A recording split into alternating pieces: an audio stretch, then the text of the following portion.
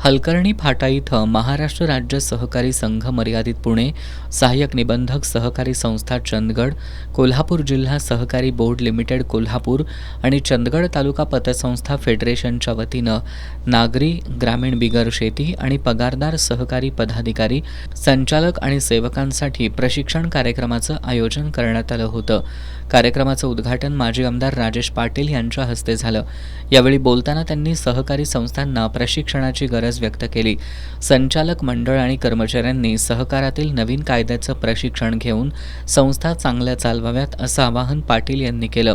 2 दिवसांच्या या प्रशिक्षण कार्यक्रमात सहकारी कायद्यातील महत्त्वाच्या तरतुदी, 97व्या घटना दुरुस्तीमधील महत्त्वाच्या तरतुदी आणि सहकारी संस्थांच्या कायद्यामध्ये झालेले बदल या संदर्भात प्रशिक्षण देण्यात आलं. प्राध्यापक S.T. जाधव यांनी नियामक मंडळ आणि कार्यपद्धती, MIS, CRR, LLR, SLR, ABR, ALR, CRAR आणि CD रेशिओ याबाबत प्रशिक्षण दिलं. प्राध्यापक M.R. फर्नांडिस यांनी पतसंस्थांनी कर्ज वितरण करताना घ्यावयाची काळजी, सहकार कायद्यातील महत्त्वाच्या तरतुदी याबाबत प्रशिक्षण दिलं.